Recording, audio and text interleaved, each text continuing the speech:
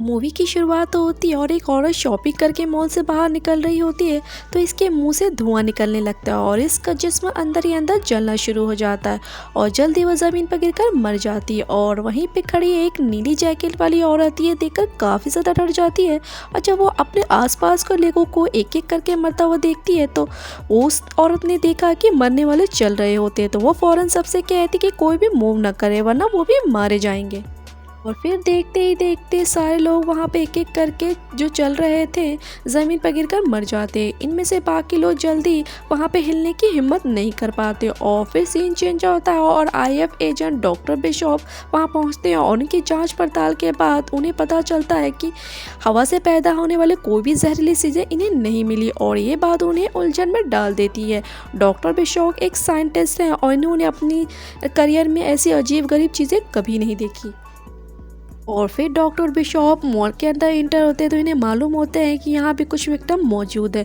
Doctor Bishop ने हर चीज़ का carefully examine किया और फिर इन्हें उन्हें माइक्रोस्कोप के जरिए विक्टिम के खून में वायरस की काफ़ी बड़ी अमाउंट मिलती है। और ये अजीब बात है कि अगर ये वायरस हवा के ज़रिए फैला था तो फिर मॉल में मौजूद लोग पहले से इन्फेक्टेड हो जाते, मगर ऐसा नहीं हुआ था। और जैसे कि डॉक्टर बिशॉप सोच रहे थे कि आईएफ एजेंट में से एक ने अनयूजुअल चीज़ देखी थी। डॉक्टर बिशॉप इस चीज़ को देखकर काफ़ी हैरान हो गए थे, जो एक सोफिस्टिकेटेड नोनो बायोटिक जनरेटर थी। नोनो बायोटिक जनरेटर के अंदर एक दूसरे से मिलकर एक्टिव होने की खासियत होती है और जब ये नोनो बायोटिक जनरेटर इंसान के बॉडी में एंटर होता है तो इनमें काफ़ी ज़्यादा अमाउंट में वायरस होते हैं और ये वायरस इंसान के बॉडी में एंटर होकर ही एक्टिव हो जाता है। और जब इंसान का बॉडी मूव करता है तो उससे उसकी बॉडी में हीट इंक्रीज होती है और जिसकी वजह से इसकी बॉडी अंदर ही अंदर जलने लग जाती है और जलने की वजह से उस इंसान की वहीं पे मौत हो जाती है। इसलिए डॉक्टर बिशॉप जल्द से जल्द इस बीमारी का इलाज तैयार करना चाहते थे, लेकिन इन्हें एक इन्फेक्टेड विक्टिम्स की ज़रूरत थी। वॉलंटियर जेसिका जो इस एक्सपेरिमेंट के लिए तैयार थी, मगर उसकी एक ये शर्त थी कि अगर ये एक्सपेरिमेंट नाकाम हो जाता है तो वो उसके बच्चे का ध्यान रखेंगे। और फिर वो जेसिका को लेबोरेटरी में लेकर जाते हैं जहाँ पे एक्सपेरिमेंट के दौरान जेसिका के जिस्म का टेम्परेचर तेज़ी से बढ़ने लगता है और ओलिविया को वो जलाने लगती है। और जिससे देखकर जेसिका के इस सिस्टम को कम करने के लिए ओलिविया कार्टिडॉक्स फेनल्टी का इस्तेमाल करती है, जो टेम्परेरी तौर पर नोनोबायोटिक को रोक देता है।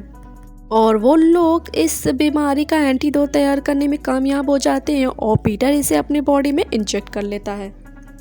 और फिर एंटीबॉडी तैयार होने के बाद सर्विलांस वीडियोस के ज़रिए इन्हें ठीक किया जाता है। उन्हें पता चलता है कि जिस शख्स ने एक्सीलेटर में ये डिवाइस लगाई थी वो जॉन था और डॉक्टर बिशॉप का कहना था कि जॉन में नियोबायोटिक्स को डिज़ाइन करने की काबिलियत नहीं है। और फिर अचानक उसको अपने पुराने दोस्त विलियम के बारे में सोचने लगता है, लेकिन विलियम का कई साल पहले डेथ हो चुका था। लेकिन दूसरी तरफ हम देखते हैं कि एजेंट फ्लिप बड़ी लाइट अपीयर होती है जो बिल्डिंग में सुराख करती है और फिर ज़मीन से टकराते हुए बिल्डिंग की तमाम खिड़कियां तोड़ देती है और पूरा शहर ये देखकर हैरान हो जाता है। डॉक्टर बिशॉप के तजुर्बे के मुताबिक रोशनी दरअसल सूरज की रोशनी है और यहाँ तक रात होने के बावजूद भी ये काम कर रहा है।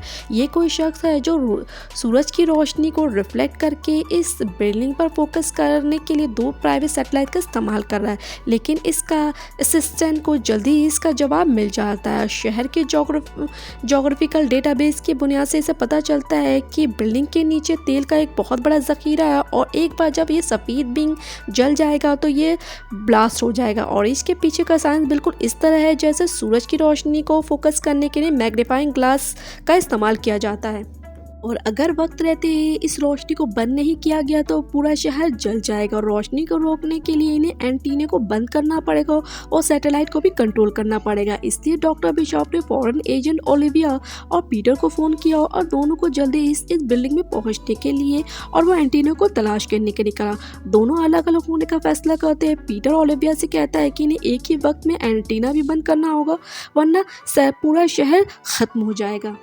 और फिर पीटर आहिस्ता आहिस्ता उन बीन को बंद करने लगता और फिर अचानक पीटर पर पीछे से जॉन हमला कर देता और उन दोनों के बीच में ज़बरदस्त लड़ाई होती है और ओलिविया फ़ौरन अपने बंदूक निकाल लेती है और जॉन को निशाना बना देती है। लेकिन फिर 2 सिक्योरिटी गार्ड नज़र आते हैं और इन्होंने अपने बंदूक को ओलिविया की तरफ तान ली और इसे हथियार फेंकने को कहा। ओलिविया ने अपनी बंदूक फेंक दी और अजीब बात यह है कि दोनों सिक्योरिटी गार्ड अचानक से गिर जाते हैं और जैसे कि लगा कि उन्हें किसी ने मारा हो।